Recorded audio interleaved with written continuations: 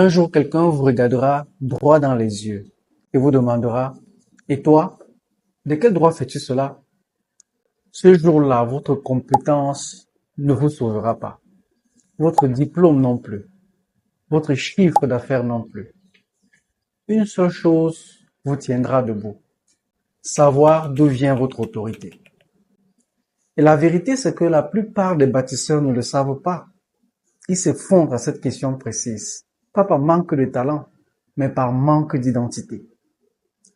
Aujourd'hui, on va régler cette question pour de bon. On va le faire avec une scène où elle est posée à l'homme le plus inattendu qui soit. Je suis Gildas Tanko et bienvenue sur la chaîne Rigor Web.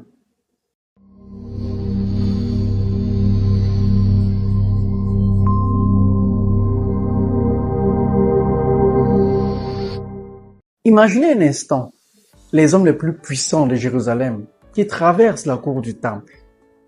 Les principaux sacrificateurs, ceux qui contrôlent le culte, dont l'économie de toute la ville. Puis les scribes, l'intelligentsia, les diplômés, les experts de la loi. Et ensuite les anciens, l'autorité politique et familiale.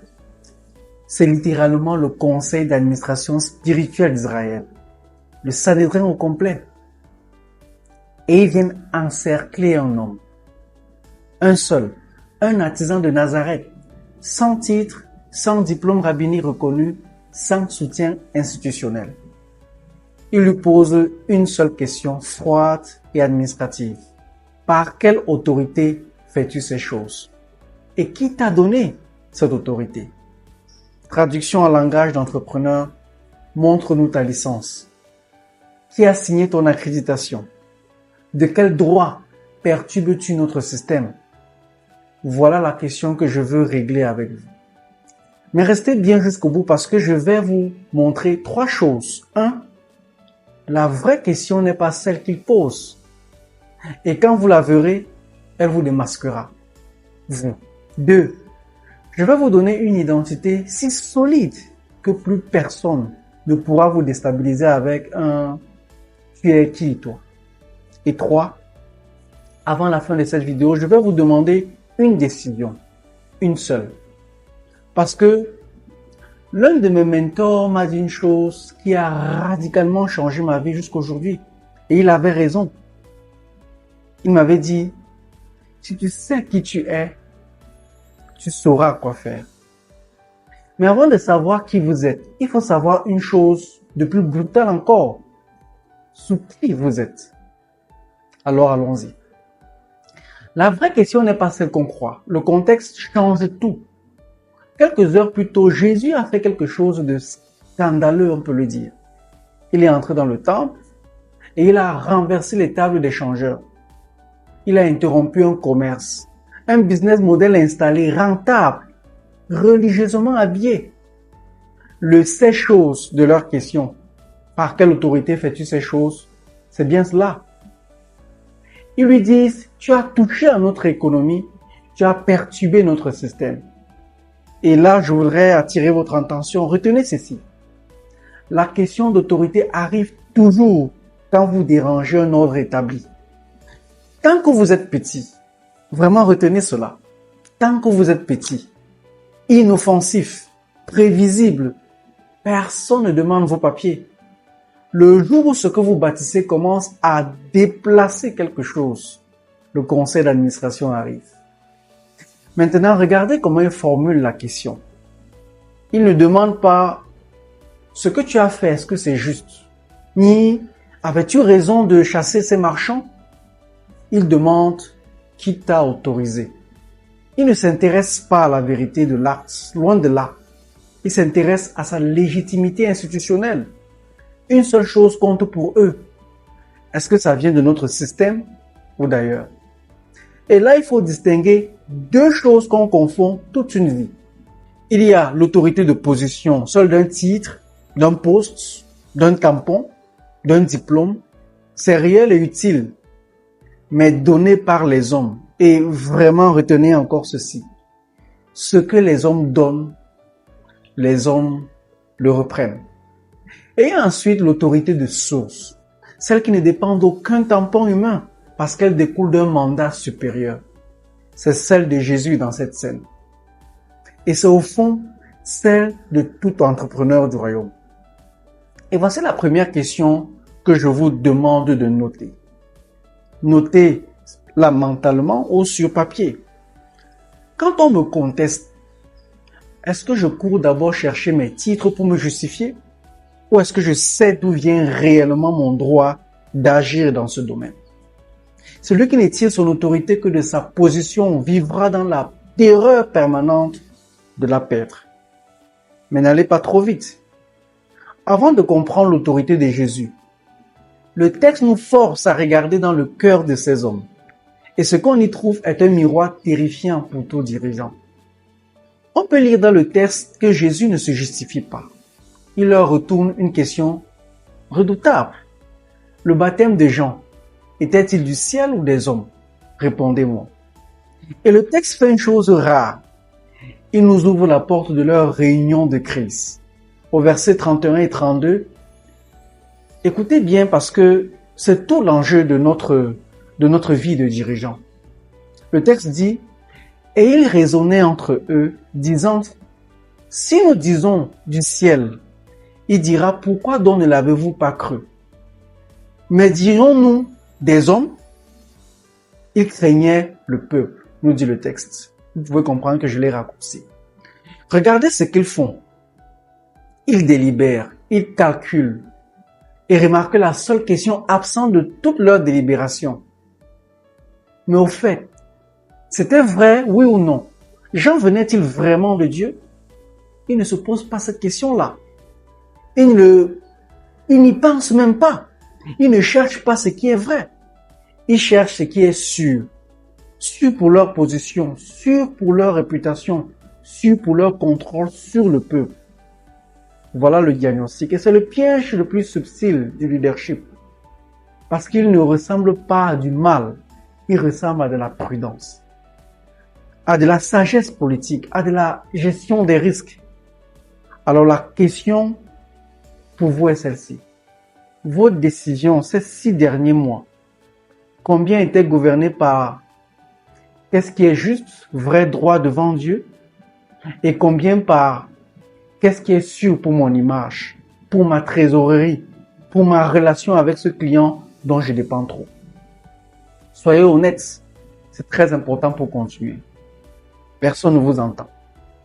Parce que voici la vérité dérangeante.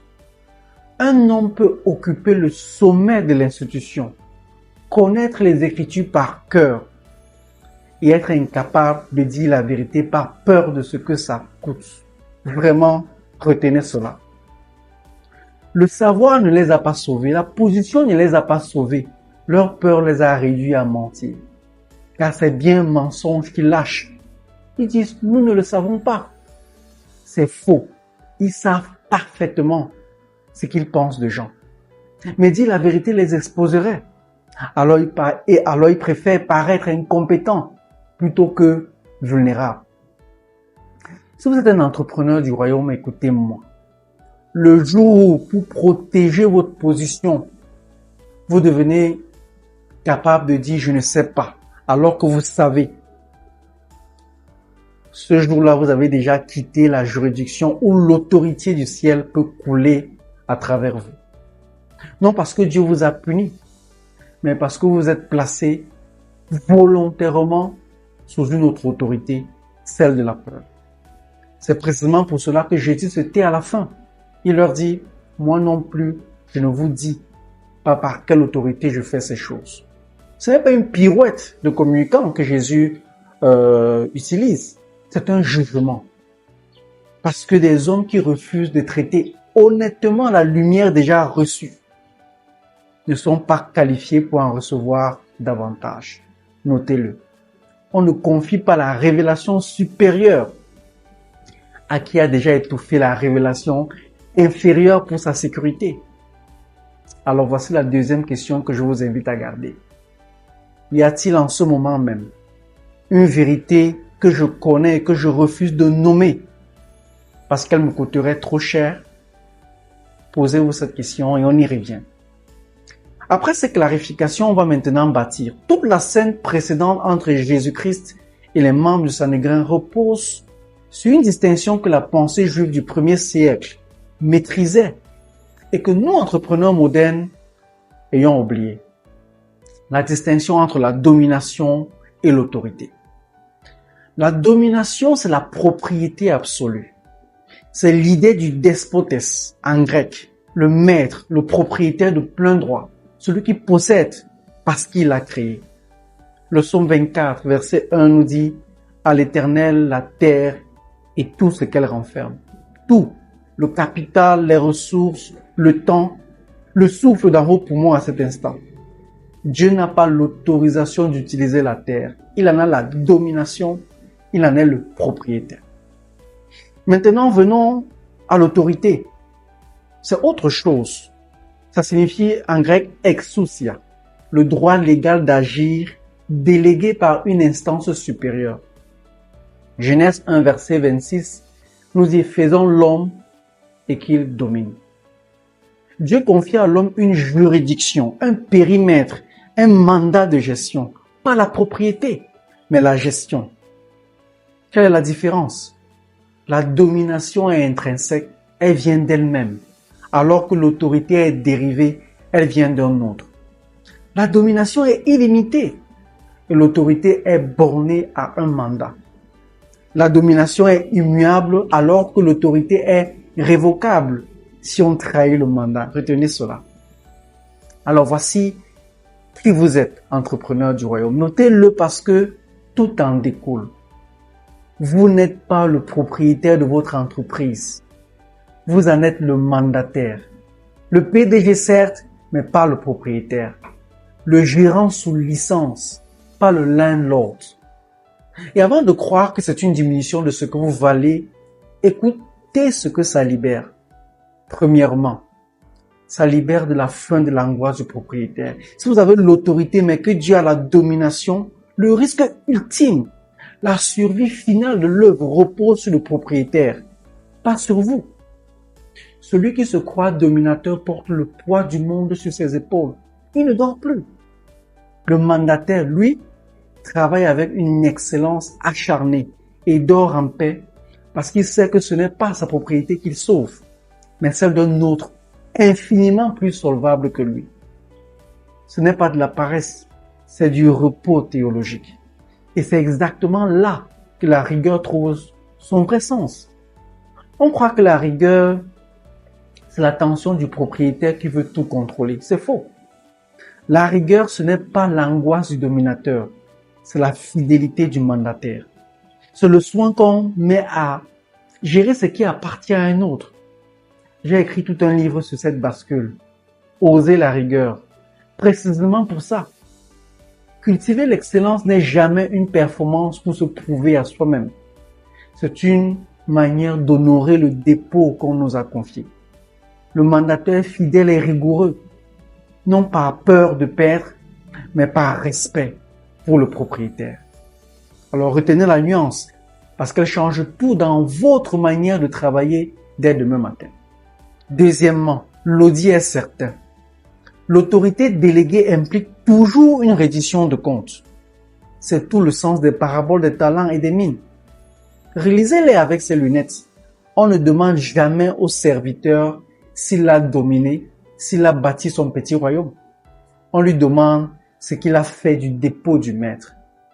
Un jour, on ne vous demandera pas « As-tu été ton propre patron ?» On vous demandera « Qu'as-tu fait de l'autorité que je t'avais confiée ?» Troisièmement, le danger mortel qui nous vient tout droit du jardin d'Éden. Quel est le premier péché? Vouloir transformer l'autorité déléguée en domination autonome. Le serpent leur a dit, vous serez comme des dieux. Alors, décider soi-même de ses propres règles. C'est le moment exact où un entrepreneur dérape. Le jour où le langage bascule en « c'est mon argent, c'est ma boîte, ce sont mes règles.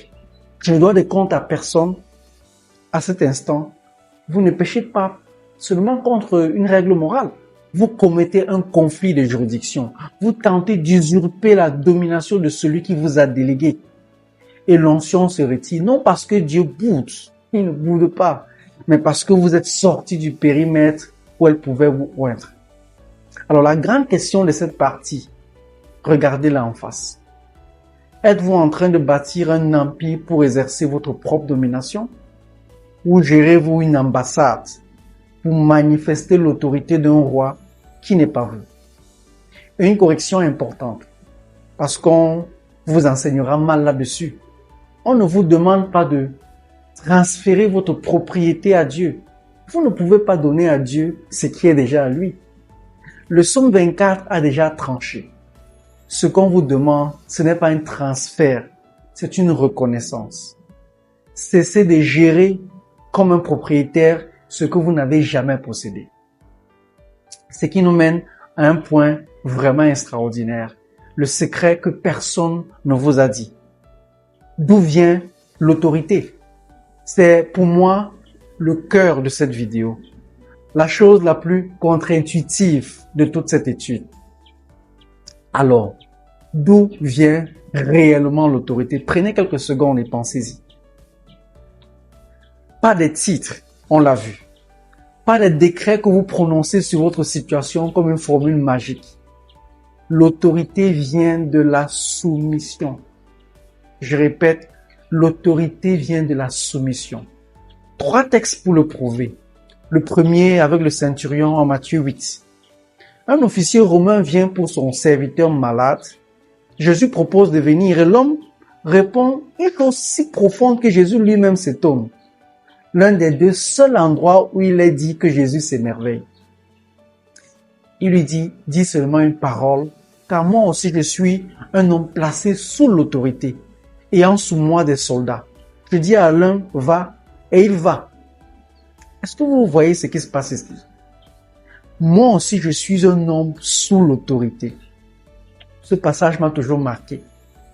Cet officier comprend l'autorité de Jésus mieux que tous les théologiens du pays parce qu'il comprend comment l'autorité fonctionne. L'autorité coule le long d'une chaîne. Il commande à ses soldats parce qu'il est lui-même sous Rome. Sa parole pèse parce qu'il y a Rome derrière lui. Coupe-le de Rome et son ordre ne vaut plus rien. Alors en tant qu'entrepreneur ou simplement en tant que chrétien, votre autorité sur votre entreprise, votre équipe, votre vision est réelle exactement dans la mesure où vous êtes vous-même réellement sous le roi. Coupez la chaîne, bâtissez en autonomie et vous pouvez toujours crier des ordres. Ils n'ont plus de ciel derrière eux. Le deuxième texte, Jésus lui-même. En Jean 5, verset 19, il est dit, « Le Fils ne peut rien faire de lui-même, mais seulement ce qu'il voit faire au Père. » Lisez-le lentement. Rien de lui-même. Celui qui a le plus d'autorité dans l'histoire de l'univers décrit sa méthode comme une dépendance totale. Il ne décrète pas en autonomie. Il regarde le Père et il fait ce qu'il voit. Toute son autorité, celle qui terrifiait le Sanhédrin, découlait de sa soumission parfaite. Le secret n'est pas dans la puissance de votre déclaration. Il est dans la profondeur de votre soumission. Le troisième texte, en Acte 19, les 7 fils de Séva, des exorcistes qui voient l'autorité couler à travers Paul et décident de l'imiter. Ils prennent la formule « Je vous adjure par Jésus que Paul prêche ». Ils ont les bons mots, le bon nom, le bon décret, mais l'esprit mauvais répond « Je connais Jésus et je sais qui est Paul, mais vous, qui êtes-vous » Et l'homme se jette sur eux, les roues de coups, il s'enfuit nu et blessé. Voilà le jugement sur l'autorité d'emprunt. Retenez ce mot, cette expression, l'autorité d'emprunt. La formule sans la soumission, le décret sans la chaîne. C'est exactement le mirage qu'on vend à beaucoup d'entrepreneurs chrétiens. Décrète la prospérité, proclame ton succès, ordonne à ta situation. Comme si l'autorité était une technique verbale. Les fils de Séva avaient la technique verbale. Ils sont rentrés chez eux ensanglantés. Je crois que derrière chaque initiative, il y a une autorité. Oui, c'est biblique. Il n'existe pas d'espace neutre. Mais ne tombons pas dans le piège inverse, le piège paranoïaque où chaque tableur devient un champ de bataille démoniaque et chaque retard de paiement une attaque de l'ennemi. La vraie question de discernement est la plus sobre et plus tranchante. Non pas quel démon est derrière mon échec, mais sous quelle autorité moi je me place quand je décide. C'est là la clé. Parce que Jésus l'a dit sans détour, nul ne peut servir deux maîtres. Il n'a pas dit que c'est difficile, il a dit que c'est impossible.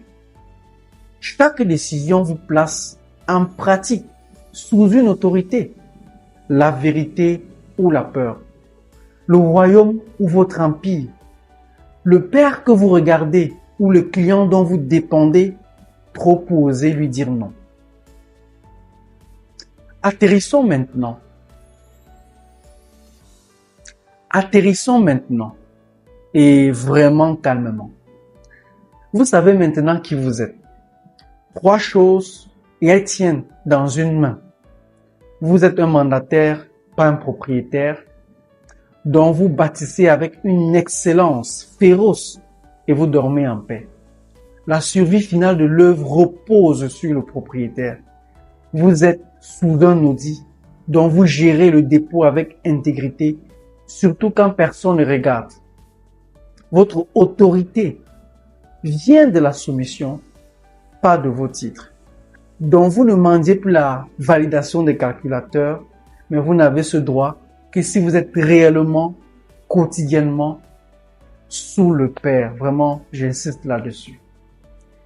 Et maintenant, la décision que je vous avais promise, c'est une décision concrète.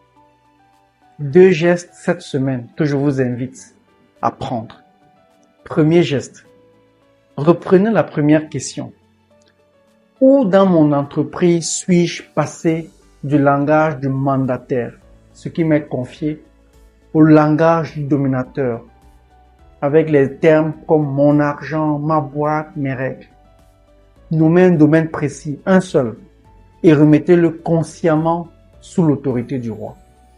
Second geste, reprenez la deuxième question. Quelle vérité est-ce que je connais et que je refuse de dire parce qu'elle me coûterait trop cher? Ne faites pas comme les sacrificateurs, je vous en prie. Ne dites pas « je ne sais pas » alors que vous savez. Dites-la cette semaine. La consécration à laquelle je vous invite n'est pas un transfert magique. C'est plus simple et plus radical. C'est une reconnaissance. Dire devant Dieu la vérité déjà vraie, déjà connue par vous. Seigneur, cette œuvre ne m'a jamais appartenu. Elle est à toi. Je n'en ai pas la domination. J'en ai la gestion. Je replace cette autorité sous la tienne. Non pour la perdre, mais pour qu'elle redevienne réelle sous ton autorité. Et voici l'image qui vous portera. Jésus est entré dans un temple, devenu un marché, et il l'a purifié pour qu'il redevienne une maison de prière. L'entrepreneur du royaume est appelé à l'inverse exact et tout aussi important. Prendre un marché, une entreprise, un ministère et en faire un hôtel. C'est au fond toute la promesse de oser la rigueur, transformer son environnement par la performance. Mais entendez l'ordre des choses, sinon vous inversez tout. La performance ne transforme pas votre environnement parce qu'elle impressionne les hommes. Elle le transforme parce qu'elle est le débordement d'une autorité reçue d'en haut. L'excellence du mandataire fidèle déteint sur tout ce qu'il touche. Voilà comment un marché redevient un hôtel. Non par la force de votre réussite, mais par la source de votre autorité. On ne vous demandera jamais si vous avez su dominer. On vous demandera si vous avez été fidèle. Vous savez maintenant qui vous êtes. Je vous remercie pour votre attention, pour le temps que vous avez mis à regarder cette vidéo de bout en bout. Mettez ce que vous avez appris ici en pratique. À bientôt. Bye bye.